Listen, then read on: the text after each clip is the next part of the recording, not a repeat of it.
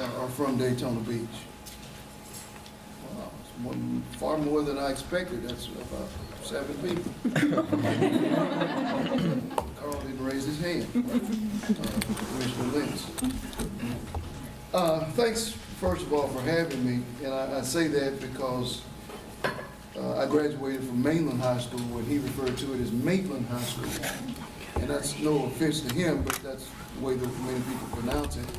And it kind of speaks to the reality that a lot of our young people don't live in Daytona Beach, or are here now, are not from Daytona Beach.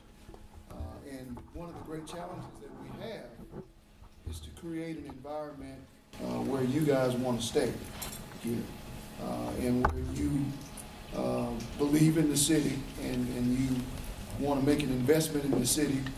And the greatest investment that you can make in the city, in my opinion, is to choose to have a family and to work, and to say that this is where I'm going to establish my roots.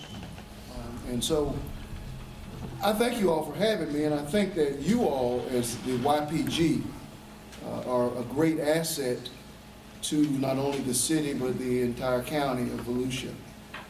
And there are several reasons that I feel that way. One, we need professional groups and professional outlets that enable us to, the Bible teaches that iron sharpens iron.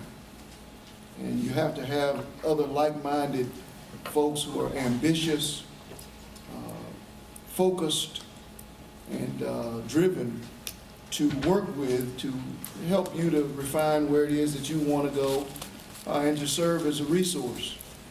One of the greatest things that one of the greatest skills that we can have is the ability to utilize our resources.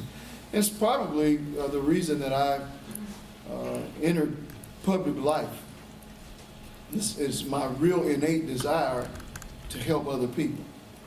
It's not really because you want to have the title of mayor or city commissioner or head basketball coach of what was a prominent basketball program, or anything that I've ever done that was in public life. It's mainly to help facilitate solving someone else's problems. And oftentimes my wife wonders why it is that I try to be so very accessible. One of the reasons that I try to do that is that people have questions that they need answers to, and they need direction. And the more people and the more connections that I can make, the better off, or the better ability that I'll have to push them in the right direction. So this morning, first of all, I want to commend you. You got a good title here, Power Luncheon. I guess that assumes that must mean that you bring in folks that typically must have a lot of power.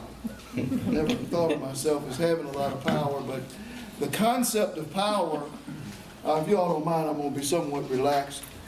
My concept of power is it was very important to me as a classroom teacher. And teaching in the classroom was probably what I did best in life. I was most passionate about it, and I considered myself as a basketball coach to be a teacher, currently an administrator, and but teaching. My students, one of the first quotes that I would put on the board as a teacher was this following quote, is that the purpose of education is to teach students how to handle power. And my students would often wonder why in a sociology class or a history class, I would kind of, in the early part of the year, begin with that type of a discussion. And the main reason is that I really believe that as a classroom teacher of social studies, the best thing that I could do for a student is to teach them the benefits of power and how to use power, how to handle power. And at 16 years old, most kids don't feel that they have a lot of power. They feel powerless. But part of my job was to teach them that as we studied history, we would see how people handled power. And we would see how people took power in certain situations and they used it well. In other situations, we'd see people have power and they wouldn't use it so well. And then we would see people who were pretty mediocre